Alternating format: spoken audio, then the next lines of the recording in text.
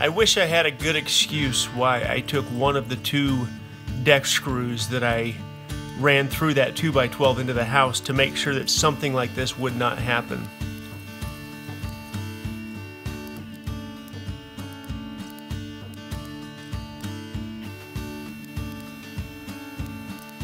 Yesterday before leaving, I took the screw out.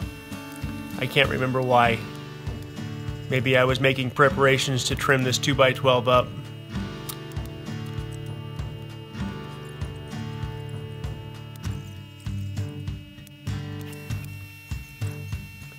Regardless, I'm glad it hit me where it hit me.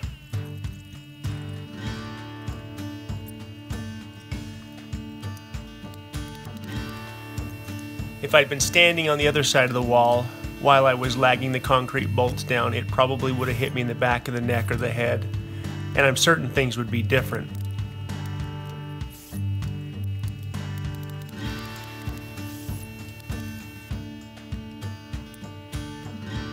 If this is the most significant injury that I take while building my home, I suppose I'll be fine.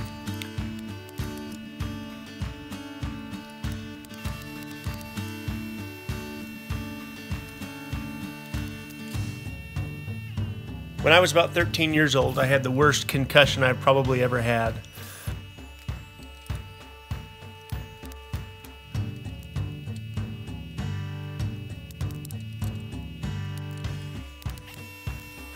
I've had somewhere between 12 and 20 concussions. I don't remember all of them, and who knows how many small concussions I had along the way, but when I was about 13, after soccer practice while horse playing with a friend, I ran full speed into a set of monkey bars when I had the afternoon sun in my eyes.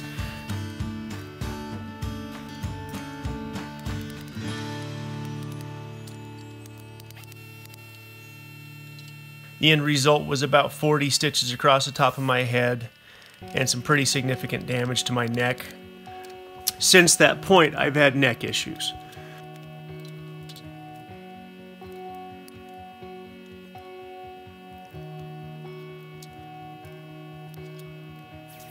Now, because I've had so many concussions, it doesn't take much to have a concussion. So the point I'm trying to make is, as bad as that hurt for that 2x12 to crack me in the back, I'm sure glad it hit me there and not in the back of the neck.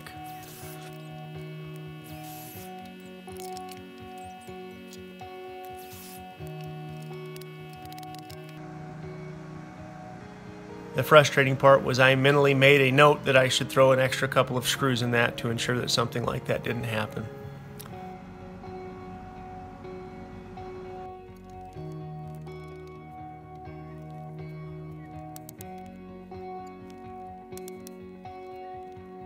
I'm definitely going to be sore for a few days, but thank goodness it's mostly superficial.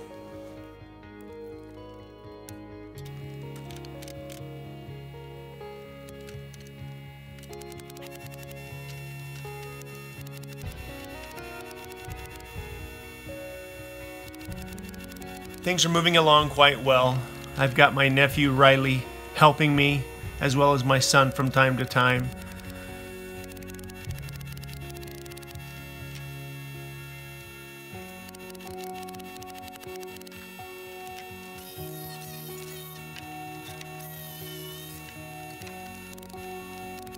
It takes me a little bit to get back into framing mode.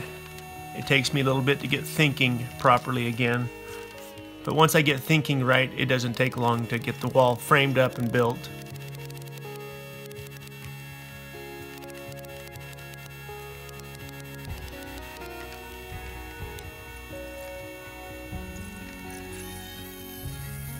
I suppose again the hindsight factor comes into play here a little bit, where I wish this exterior wall was a little bit taller.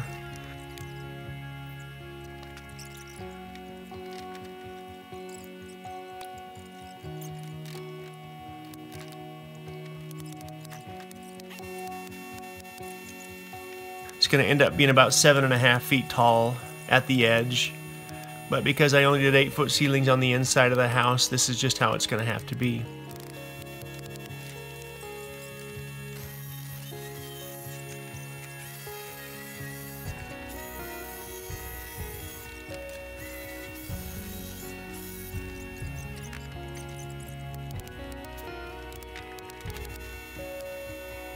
I'm trying to build this in a way where the pitch of the roof will be the same as the pitch of the porch over the front, so it looks right.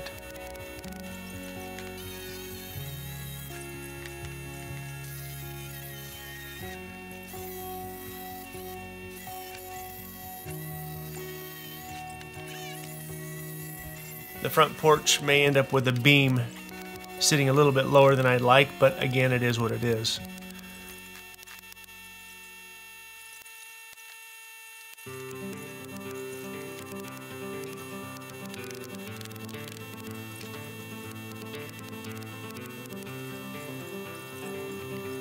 The price of lumber now versus a little over a year ago when I started framing up the main house has dropped about 30%, so this is good.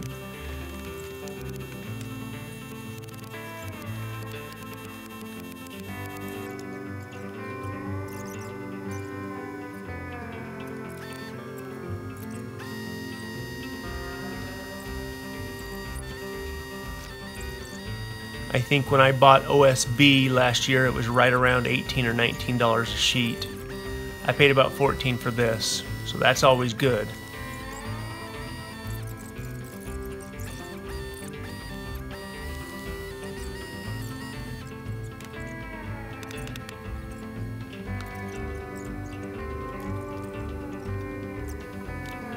Because this is within the county limits and I'm going through the inspection process, I have to use wood that's been kiln dried.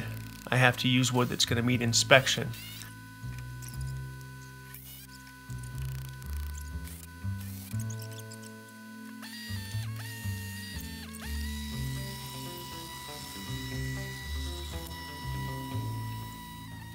When I start building the shop, where the other foundation is, I don't have to go through the same process. So my goal for the shop is to use my sawmill and to go get standing dead bark beetle wood that I can mill and mill it the way that I want it.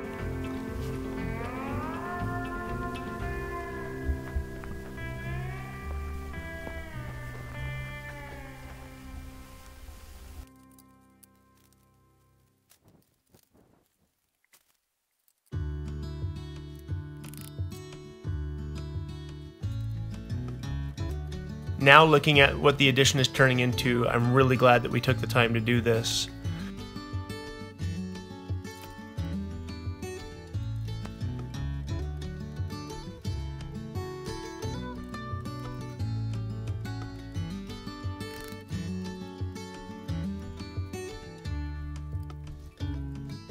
By having one more bedroom, one more bathroom, a good sized pantry, and that utility room, I think we'll have all the room that we need for storage.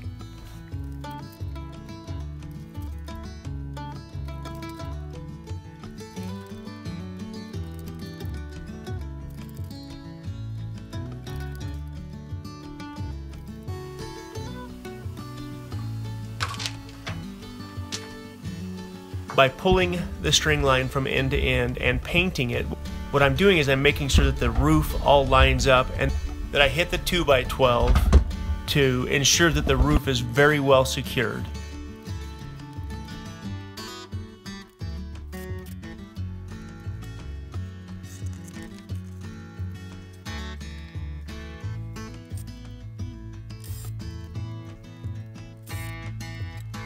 There's a good chance that snow is going to slide off the second story down onto this first story, so I've got to make sure this is built really well.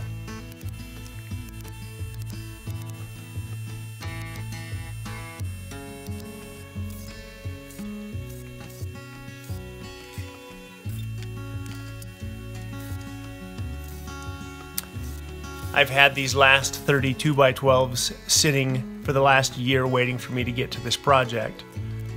I almost used them for the front porch. Boy, I'm sure glad I didn't do that. These things aren't cheap.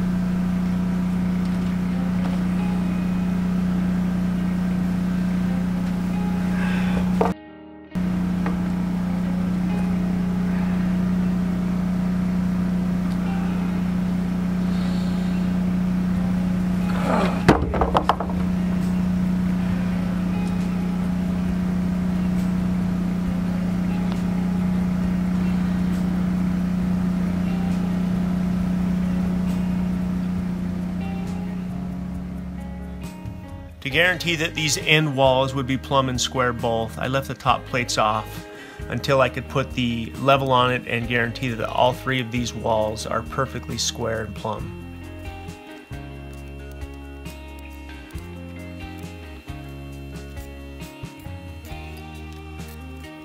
Next week it looks like the weather's about to change.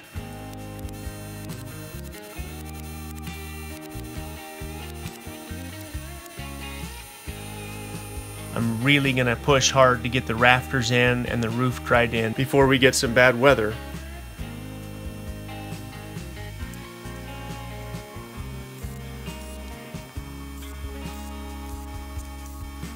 Assuming I don't do something dumb to hurt myself, I should be able to get that done.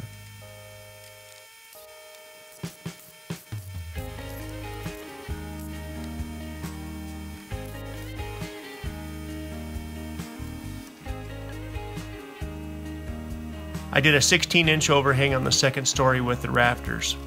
I think I've decided to do a 2-foot overhang with the rafters down here.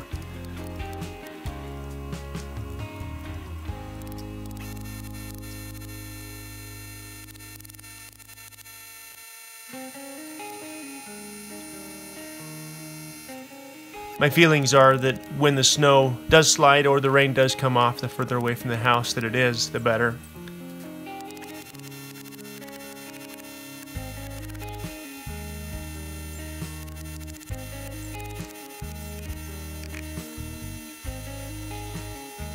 In spite of my minor setback, so far so good. Everything's moving forward pretty fast.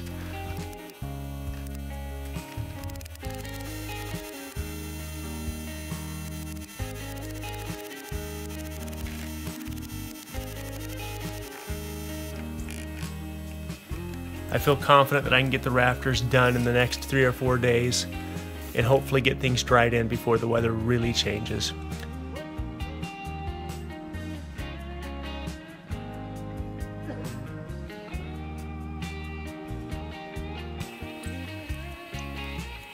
I'm looking forward to being able to work on the inside all winter.